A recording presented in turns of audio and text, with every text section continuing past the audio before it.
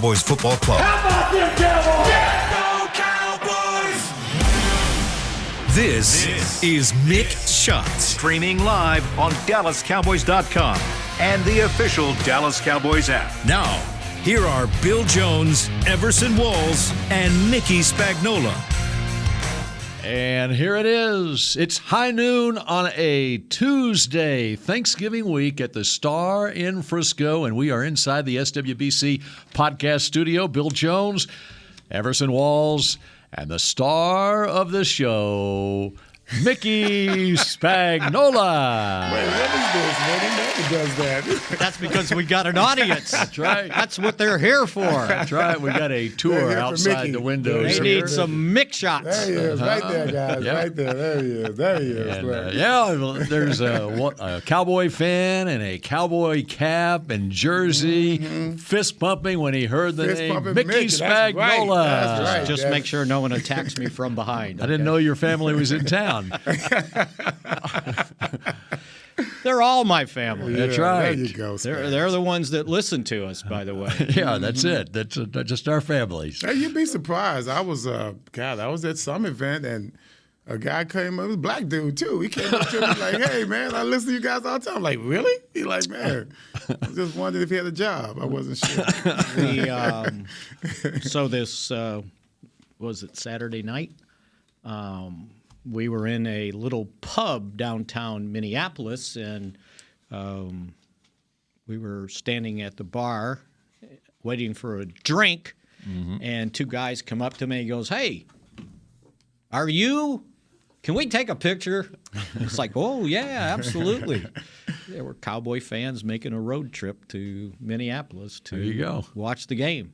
So, and he said, "Damn, Brian, I thought you'd be." Yeah, right. I was thinking that doesn't happen. Size is a little bit different, right? Well, here we are. We are just over 48 hours, 51 hours away from kickoff. All of a sudden, the New York Football Giants will be here before you know it, and it'll be Thanksgiving afternoon at 3:30. Cowboys and Giants. A battle for second place in the NFC East. Two teams that are 7-3 coming in.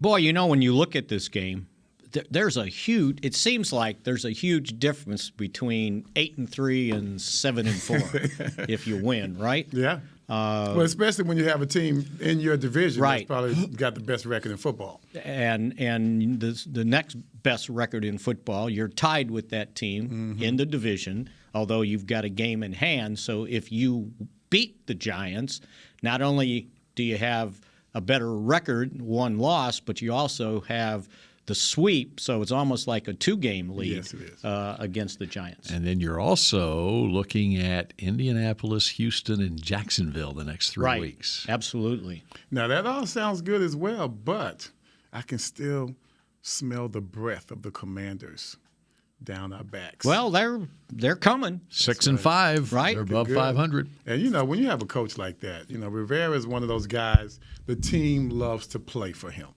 And you can see it on the field. So when everybody else was giving up on them and they're at the bottom of the division, okay, they're the NFC East like we know it. And then next thing you know, they only have 5 losses, and they are on our butts. I like it, though. I like the competition. I like the pressure. I like the fact that we came through under pressure this last game. And I got to say, one more time, I know we're done with the Packers, but when I see a brother kick a 60-yarder twice, it gives me pause on my decision not to kick a field goal in that game against the Packers. It still gives me pause. I think we still, based on those two 60-yarders and his history of hitting 60-yarders, I know wind, all that crap. It was indoors from 60. I don't care. It was indoors. How long would it? It was 40 degrees warmer. How long would that field goal have been? 53? 53. Man, that's easy for him. That's No, easy for him. Not in that weather. I cannot believe you're doubting him. All you had to do is look at the kickoffs that direction. And then you know what I'm really disappointed in him, Bill? In me or Maurer? You. He said, if they would have scored, then, everybody's just going to come down and score anyway. On your defense. He would have. Your defense, though. This is the Cowboys' defense here. What did they do in overtime? Who? The Packers. No, the question would have been. If the we would have question hit though the field was, goal, what would they do? It would have been different. Would they have Why? would they have marched down and kicked a field goal, or would they have scored a touchdown? They would have scored a touchdown. You don't know that. They set it up in the middle of the field to kick when it. you make a field from goal 28 yards. The future changes. No. There's the future.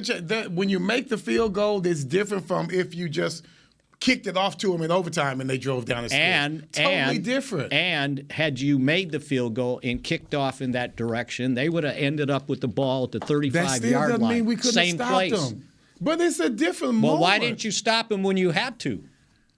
When? When they got the ball, they drove for the field goal. This would have been a totally different scenario. No. So you're telling me. See, this is where you get these problems of this revisionist. Be careful now. The revisionist history that we talk about. Well, it's going to happen the same way no matter what precedes that moment. Well, what evidence did you see that it wouldn't have happened that way? History. What do you mean history? There are games where they've actually stopped someone.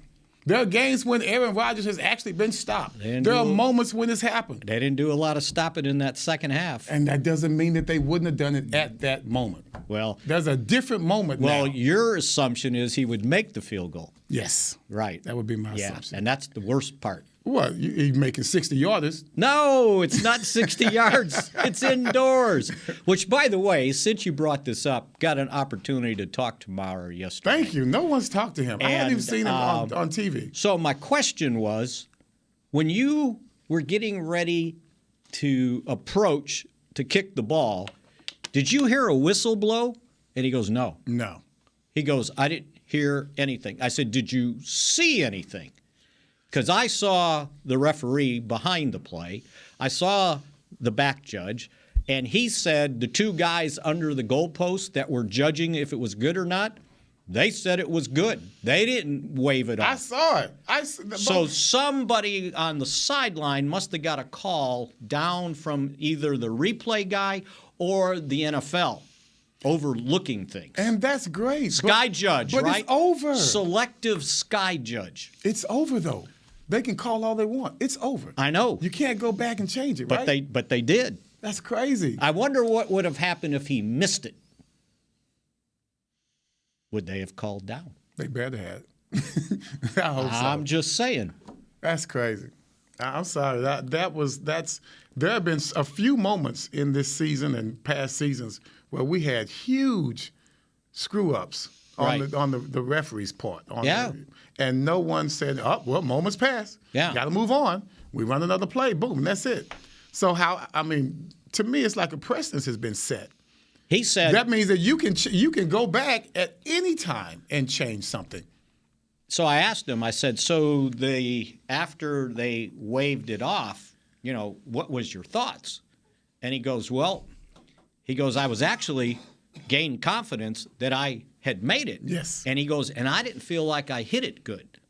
And I said, but there was a long delay for you to think about it. He goes, no, it actually allowed me, because I initially was pissed that happened. And he goes, the long delay helped me calm down. Interesting. Because if you remember, not only did they review it for I don't know how long, right? It seemed like 5 minutes. But then Minnesota, the head coach, O'Connell, he started talking with the head referee like he didn't call a timeout, but he was acting like it was a legal icing, right? Because he kept needing explanations and this and that. And I go, he's just stalling to ice him, right? Yeah. And he goes, no, it actually helped me calm down because I was really mad. And I said, and the second kick, he goes, I hit it. Yeah, he did. I said, well, I don't know if you saw where it landed, but it landed 5 yards behind where the first one landed. Mm-hmm. And it was dead solid, perfect down the middle. Yeah. And so we had a really good conversation about 60-yarders opposed to 50, 45. And he goes, in my mind, I want to kick them all the same. He goes, now, if it's past 60, then it's a little bit different because you're going to have to drive the ball, Yeah, right? And you got to let it go. Yeah. He said, but from 60, I felt good enough in my normal routine and swing that I can get it there from there. So in perfect conditions. In perfect conditions. Yeah, not when it's 20. Thanks, Bill. 20 below. And my kicker's standing on the sideline with his foot in front of the heater. He's toasting the drumstick or yeah, something. right. So he was trying to make sure he could feel the ball off his foot, right? You know, after a 40-3 win, you notice the cap that I'm wearing today. Right? You and Jerry. Did you get that from Jerry? I did not, no. Tell us the story. This is a team that could compete for the Super Bowl. Right? No I got hesitation. my Super Bowl cap on No today. hesitation. No. He couldn't wait he for was them like, to ask him that question. Definitely, Yes. right? And then I thought it was funny that McCarthy then on Monday when he did his press conference said, well, just a little while ago, talking to GM Jerry, he was concentrated on the Giants, right? And he goes, and then there's owner Jerry, who is going to be positive and wants to look forward. So they asked Jerry about it today. They played it for him. And he basically said, well, yeah, absolutely. He goes, but think about this. So GM Jerry, you know, it's the Giants. They're the next opponent, the division opponent, somebody that, you know, we've already beaten once. We need to beat twice. He goes, now, but owner Jerry, he can think past Thursday. He can think to Odell Beckham. And you know, they've got that meeting, I guess, coming. They wouldn't say when it was going to be. And he goes, Don't worry, Odell will tell somebody. And he said, and he said that's what the owner should be doing because the owner has to write the check. And then he went into this long explanation about, you know, things you have to consider. He goes, if I have a chance to improve my team, I should do that as the owner.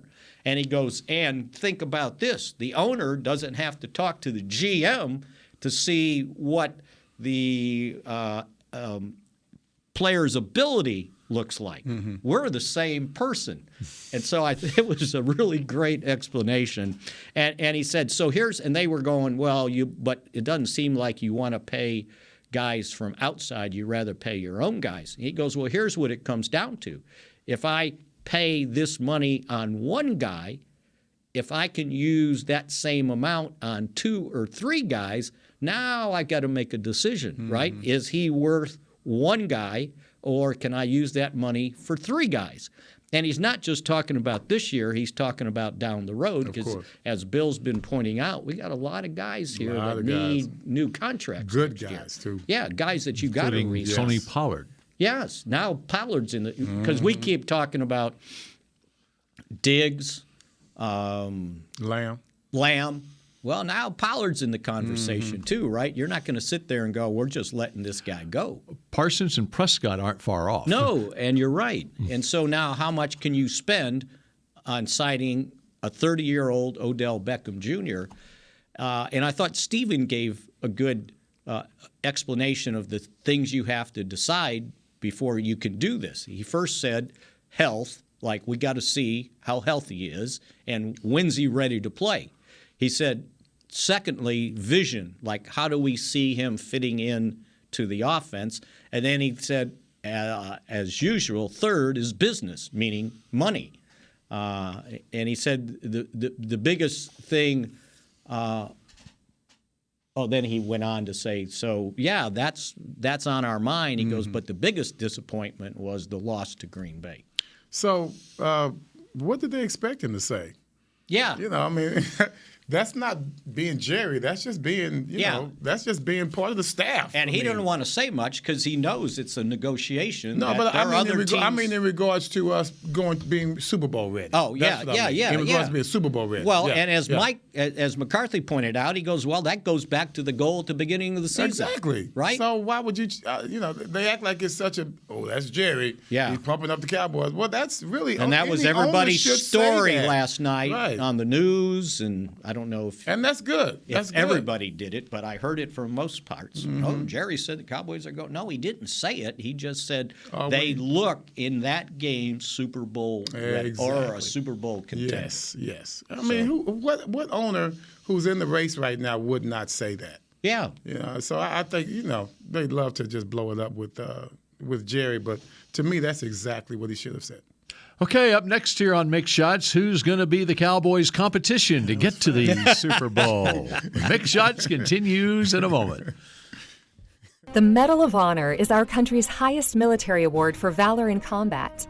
More than 40 million individuals have served in the armed forces since the Civil War. Fewer than 4,000 have received the Medal of Honor.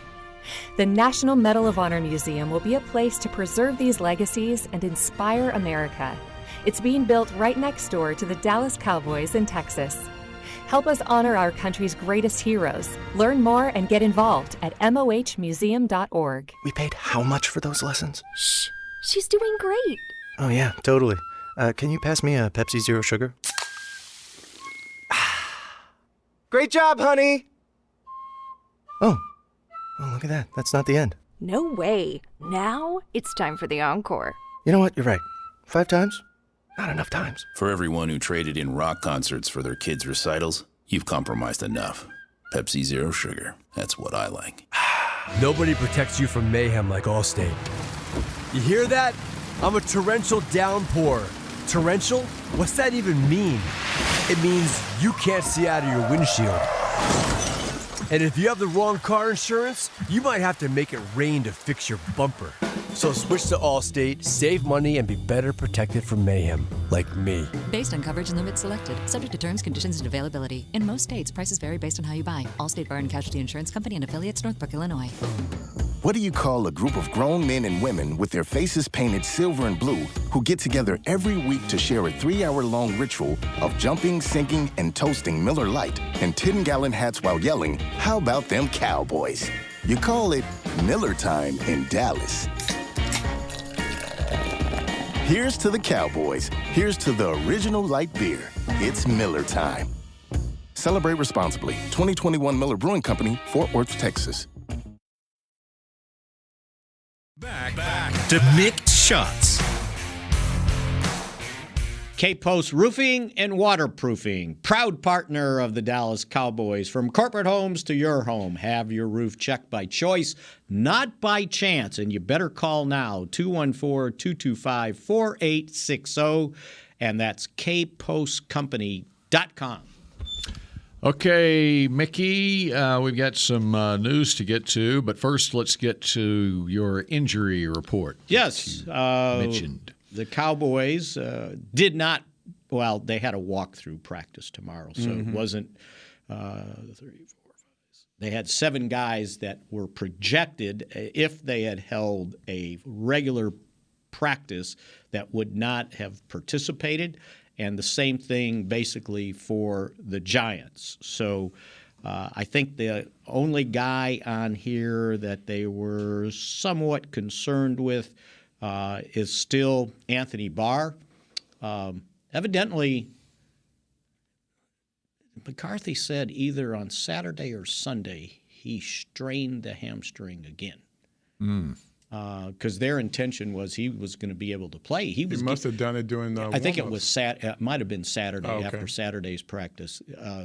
It's like because he was getting snaps defensively during the week, so they thought he was good to go, but he didn't, and so Damone Clark ended up getting a bunch of snaps, right? Like 43 I think or you so. said 30-something.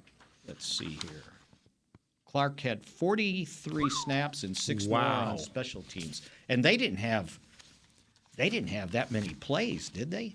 I mean, that's the majority. Well, they had 43 at least. Yeah, but I mean, that many meaning All that many. 57. So he had 57. 43 of 57 That's snaps. pretty good. So, Does he play third down? No. I think I saw him maybe in there once on third down. The majority of it was either Parsons and Van Der Esch. If Parsons was on the line, Van Der Esch was one linebacker. And then however you want to classify Curse.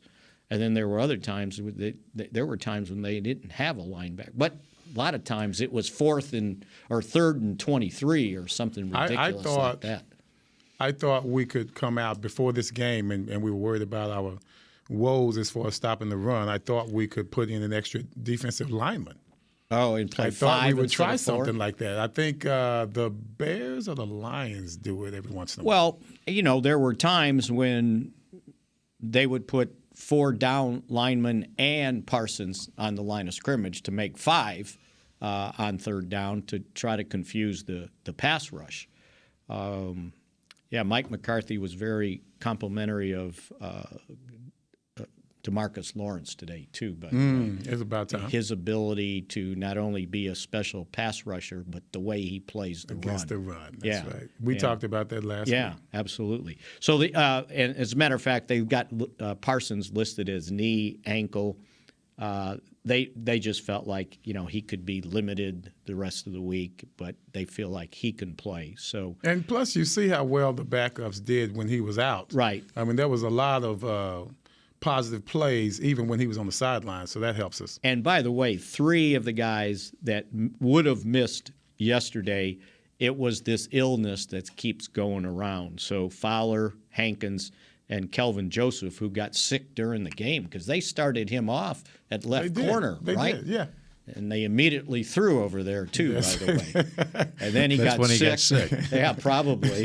And then Anthony Brown came in and played the rest of the game. He got pigskin disease. Yeah.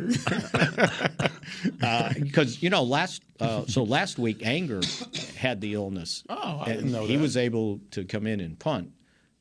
Did Joseph get sick, or did the coaching staff get right. sick? It doesn't say.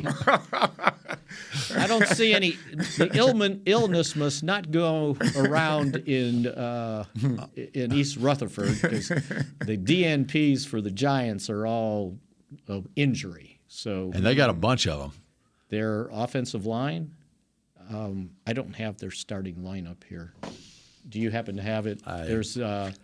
They've lost Evan Neal a couple of weeks ago, their right tackle, the rookie first-round draft pick. Now, he's being listed as limited. He's missed the last couple of games. Josh Azudu? He has been filling in at guard. Okay. Feliciano? He's a center. Is he starter? He has started some. Yes, he has started, but this last game he got hurt and only played 55 snaps. Almost played the whole game. And he's got a neck injury and would not have practiced. Tyree Phillips, offensive lineman, neck. Yes, that's another starter. Okay, so he would not have practiced. And then their starting corner, Adoree Jackson, I believe he's the starter. Yeah, he had MCL. Yeah. So they and they already I think they lost some guys and they lost week. Cabo, Xavier McKinney, the safety, a couple of weeks ago on his ATV accident. And he's on IR. The wide receiver, Wandell Robinson, ACL. Yeah, and he had 10 catches last week. Yeah. So they've got some injury problems too, and it's a short week. We're so lucky to where, blessed to where we, our depth is really pretty good. You could say, let's say Michael Parsons goes down, God forbid, and you look at the backups. I mean, we've got some very capable gentlemen that can not play as well as Parsons, but they can fit in with the scheme very well. Right. To where you can get by for a little bit. You could get by. The thing about getting by, you got Dorrance Armstrong, he's playing like a madman. And you've got, of course, D-Law playing his butt off. Vanderich is improving. And so, you look at the Giants' injury list. I think if we had an injury list like that, it would be devastating, but I think we would have nice, good players coming up the rear. And if, you lose Parsons' linebacker and Barr's out, well, now you got Clark playing. It might open the door for some guy like Luke Gifford to get on the field. And I forget about Fowler. I always forget about Fowler. Well, they've got him playing defensive end. He is playing defensive end as a starter? No, as a rotation. You think he could step back? I don't think so? He hasn't in his career. Yeah, he's always been. He's been more just a defensive end. Yeah. So, and also, when the question came up about Tyler Smith moving to guard and Peters playing left tackle, Jerry basically answered the question: when Tyron Smith returns, he's the left tackle. And Tyler Smith's going to guard. And they're trying to give him some snaps in there, and also to, if need be, if they need that other guard spot, Tyler Smith can play there and give Peters some snap at left tackle. They've decided he's a left tackle. So they decided that he's not a guard. Tyler Smith is definitely a guard. He could play guard. Yeah, he's going to play guard. He would. When Tyron comes back, he will slide into guard. Okay, so that makes him a guard. Yeah. When Tyler comes back. Yeah. Right. So they did draft a guard first round. There you go. That's right. I knew that's where he was. You weren't going to slip that by us. I just wanted to be clear. That's all. He's a guard by necessity. That's why he's playing. You knew that's where I was going. And right? you know what? He was pretty darn good in the run game this past week. Yeah. I mean, a lot of that stuff was going left. So they had something going there. And then that, if that's the way it works out, then you've taken care of your backup guard spot with McGovern being active instead of having to move somebody up off the practice squad to be that backup guard center. That's a nice backup. So your point about backups and being able to exist for at least the rest of a game or a game or two, you probably don't want to do that on a long-term basis. But So how many Hall of Fame offensive linemen are on this Cowboys team? one for sure. Two for sure. Yes, I say two for sure. Yeah. And maybe three for sure with Jason Peters. And maybe one in the making. So you got Zach, Tyron, Jason Peters is like a 9-time Pro Bowler. Right, and Terrence Steele playing pretty well. Ooh, he's balling. You're going with Terrence Steele. Well, I'm not going to say he's going to be a Hall of Famer. But he is balling. Yes. He is definitely balling. Oh, and by the way, I did ascertain that play at the end of the half to get the ball to Lamb, that was a designed rollout. Of course. Because we saw the two offensive linemen there. So I was talking to Biotish. I said, so did you just happen to go out there because you thought he needed help, or was that a planned, called play? He goes, oh, yeah, it was called. Oh, yeah. So he rolls out, he motions out there, and I think Steele might have been the other guy. They still missed the guy. Yeah, that's right. They still missed. He Both got of them through missed it, him. but they were there. Yeah, it was too late, though. That's all they needed was in case for him he had to run, maybe. But yeah, it was almost the Aaron Rodgers play, right? That was amazing. Just the other way. Because it looked like most of the flight of the ball was out of bounds. You understand? Oh, when he caught it was over the. I mean, but the flight of it was also out of bounds. Yeah, it wasn't like he threw it and it happened to go out of bounds. No, that was pretty good. Yeah.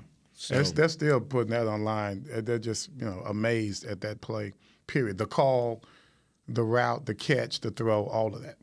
So tell me this. So the Cowboys in 3 weeks have scored on offense 42, 28, and 40. So sign Odell Beckham. Where's he fitting in? And I thought after this game that they would be more, we don't need him. We can play cute. We can play coy because we're doing well. Well, maybe when you negotiate, that comes into play. That comes into play, right? Okay, we'd love him to improve our team. But we're cool. But we ain't desperate. The negotiation is all about marketability with Odell. No for doubt. him. For him. I mean, no, the pitch to him. Oh, yeah. Is marketability. Right, not okay, you're playing for the Cowboys. Salary. Look what we have a chance to do this year. Right. And that's going to be their That's Jerry's owner pitch. Right. Is think what you can do being on America's team. Because the GM pitch would be, God, we need you. Odell's going to have dollar signs here. Yeah, so he's going to be like, I'm not hearing that. He won't even hear that. So you got to line up that NIL money.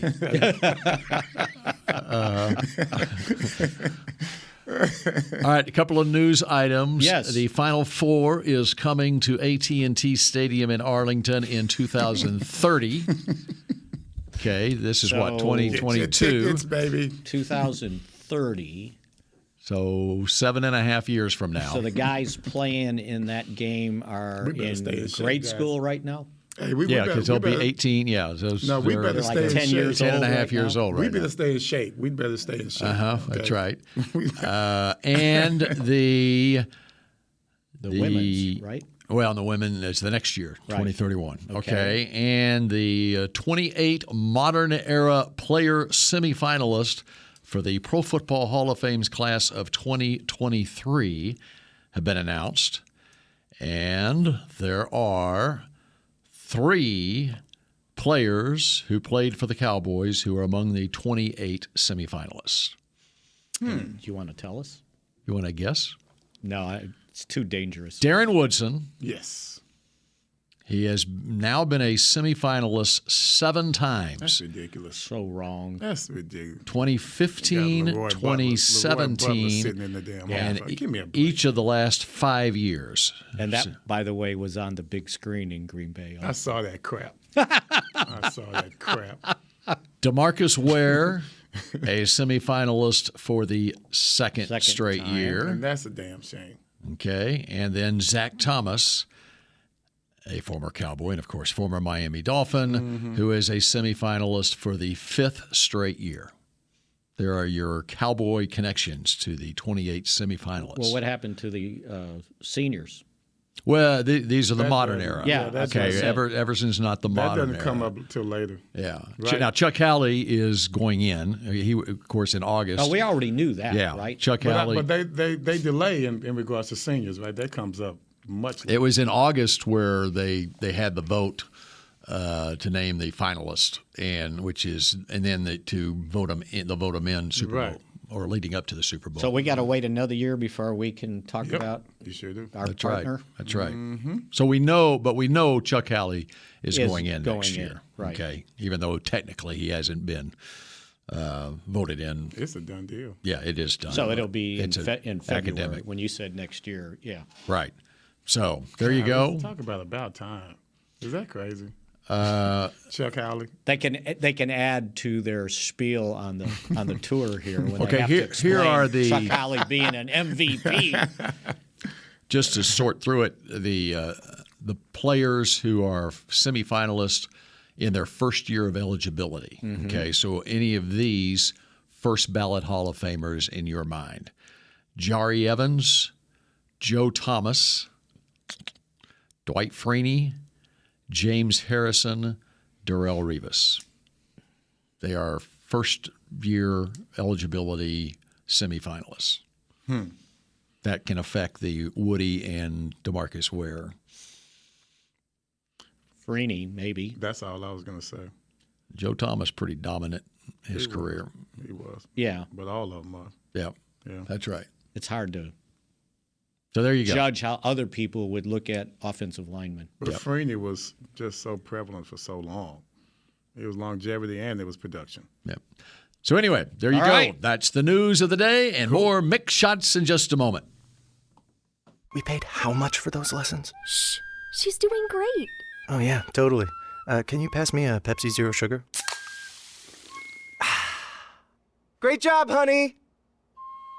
Oh, look at that. That's not the end. No way. Now it's time for the encore. You know what? You're right. 5 times? Not enough times. For everyone who traded in rock concerts for their kids' recitals, you've compromised enough. Pepsi Zero Sugar. That's what I like. Nobody protects you from mayhem like Allstate. You hear that? I'm a torrential downpour. Torrential? What's that even mean? It means you can't see out of your windshield.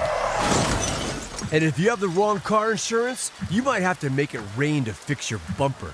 So switch to Allstate, save money, and be better protected from mayhem, like me. Based on coverage and limits selected, subject to terms, conditions, and availability. In most states, prices vary based on how you buy. Allstate Bar and Casualty Insurance Company and affiliates, Northbrook, Illinois. The Medal of Honor is our country's highest military award for valor in combat.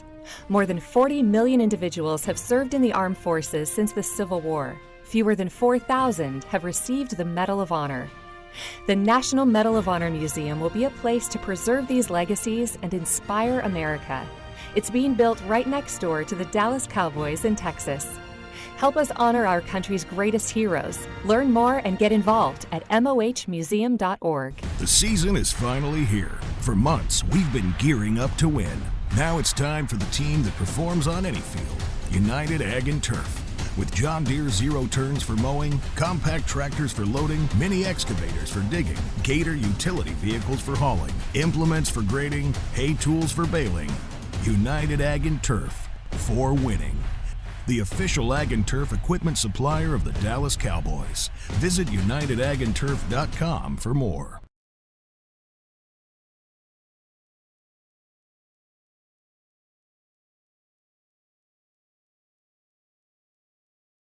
Back to Mick Shots.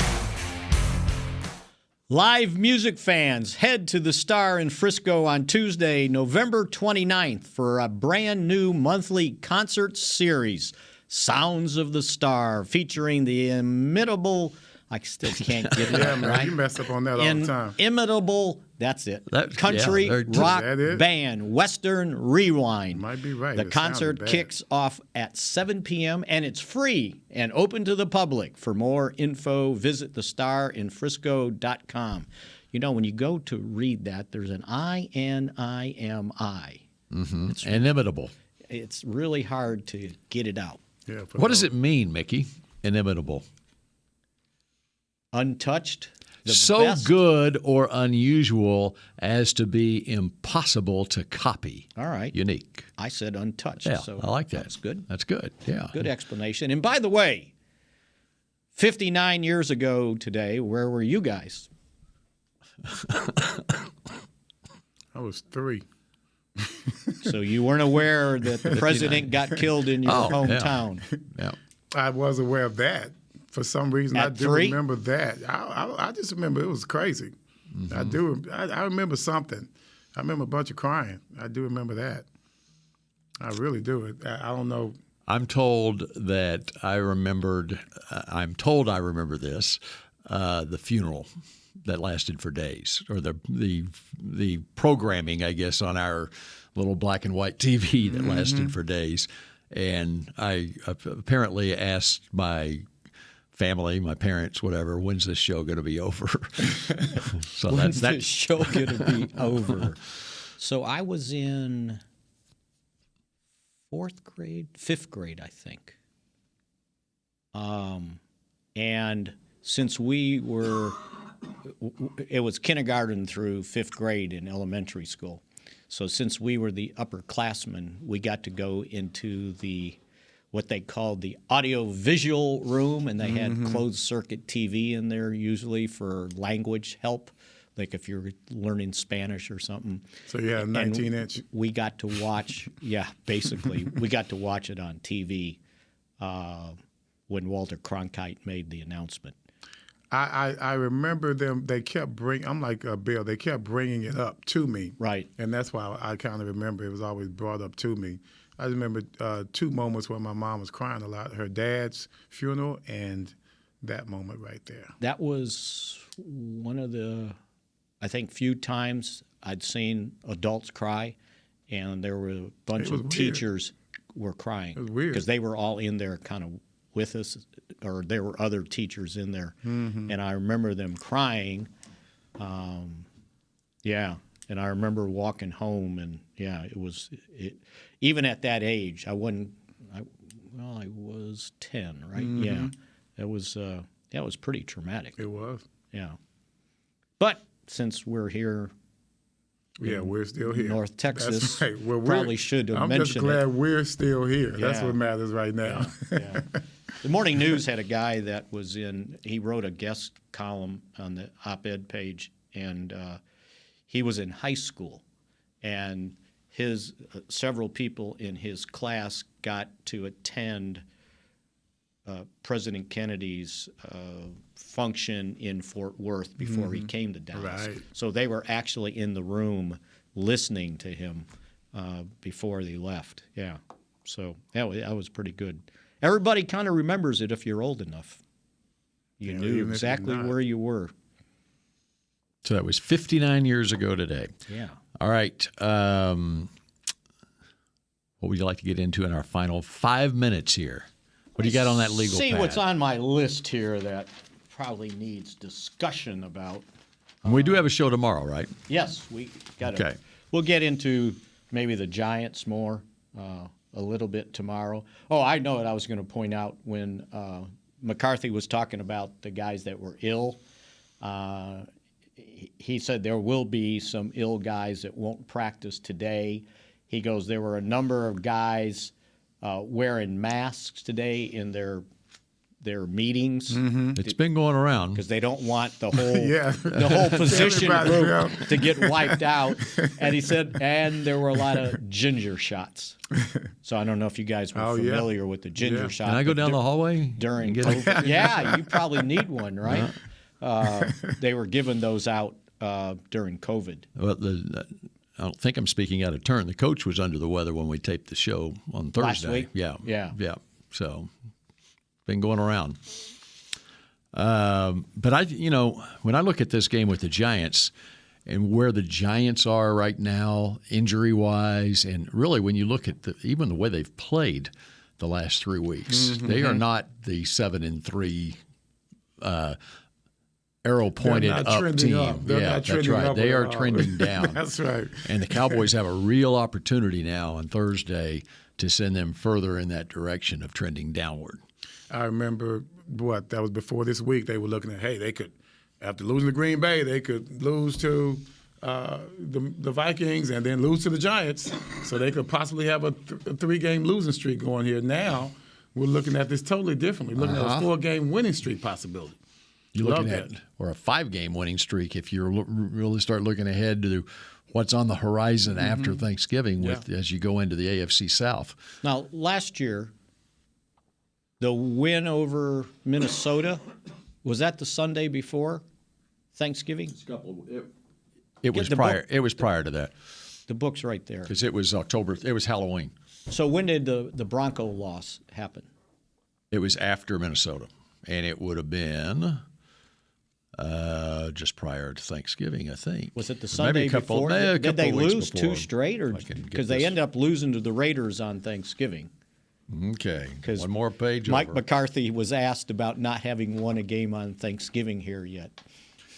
And we used to win they're going all to the dig time. up stuff. We used to win all the time on Kansas City was the week before. Oh, okay. So that was the loss, and then the Raiders was See, Minnesota was Halloween, and then the loss to Denver, and then a very similar score to Sunday's game, 43-3 over Atlanta. Atlanta, that was the game. And then there was Sunday before Thanksgiving was at Kansas City. Yeah.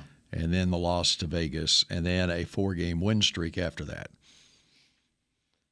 So and 3 of those were on the road: New Orleans, Washington, and the Giants. Mm-hmm. But this time the 3 are at home. That's right, including Thanksgiving Day. Thanksgiving.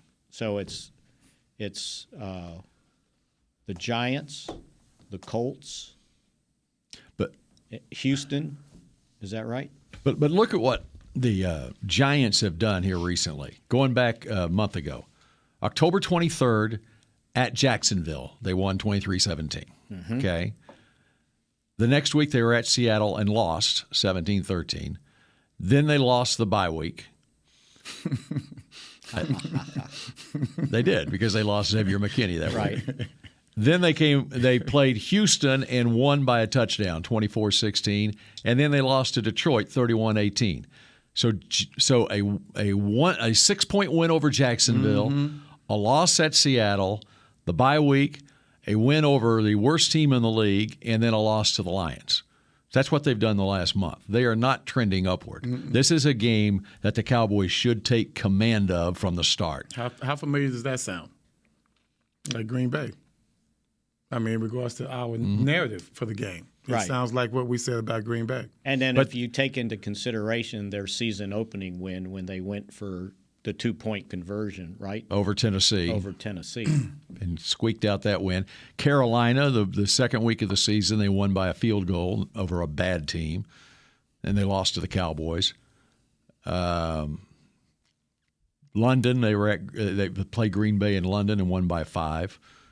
Their best win is probably Baltimore, 24-20, right before this stretch I just talked about. And that was a comeback, I think, also, if I remember correctly.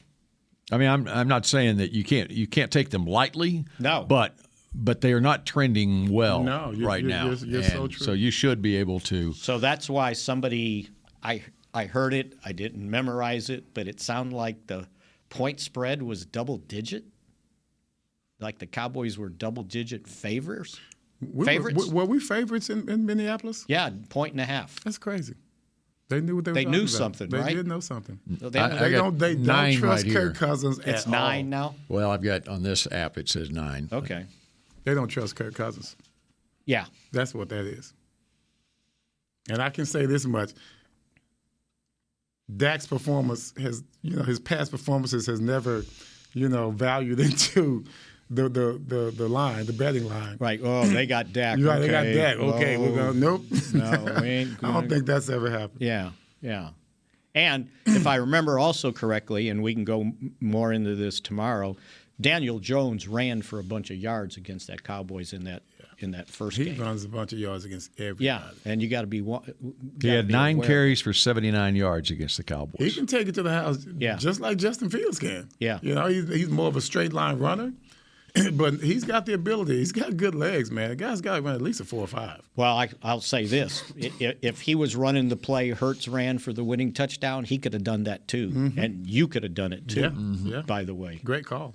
Great call. Great design. How do you not defend the quarterback draw when Jalen Hurts is your other team's quarterback? I can't remember if I said you knew they were going to run that. Now they showed it well on the replay.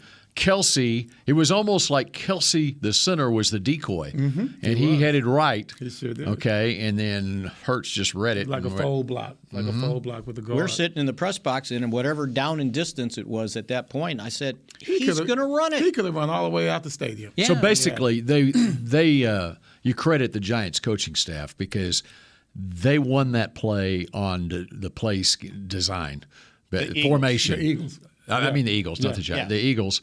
They won that play pre-snap with their formation. Right. They knew the way they were going to line up defensively, and so they basically had one guy, the linebacker, who was responsible for Hurts, and he went with and he went with Kelsey. Yeah, and then Hurts went the other way, right up the middle. But the defensive linemen they parted the Red Sea. Right.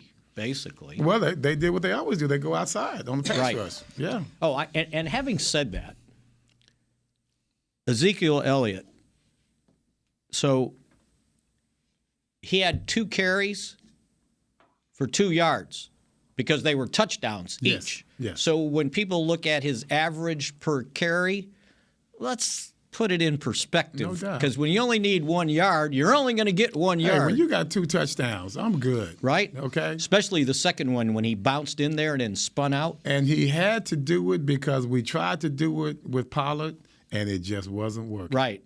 And to me, which was the other thing I said. Yes, man. Go Zeke, ahead. get him in there. You do it. That's it. And I, first of all, I love Pollard. I mean, golly, this guy is such a pleasant surprise. I'm not surprised about necessarily anything that he's doing. I'm surprised that we're using him as much as we are, which is great. But, there's still something about Zeke going in there and getting those tough yards. Yeah. And I can say this. If Zeke had some of the openings that Pollard had, then he would be getting more yards. Okay, I'm just sorry. That's just the way it is. It seems like the blocking schemes on Zeke, it seems as if they're made for the tough yards. They're not doing any fancy blocking. Right. Whatever he's getting pretty much on his own. And, the other thing you notice also is he's not hunting holes. He's hitting where the ball is supposed to go. That's it. Too many times, and I'm not being critical, but he's hunting like picking and pecking.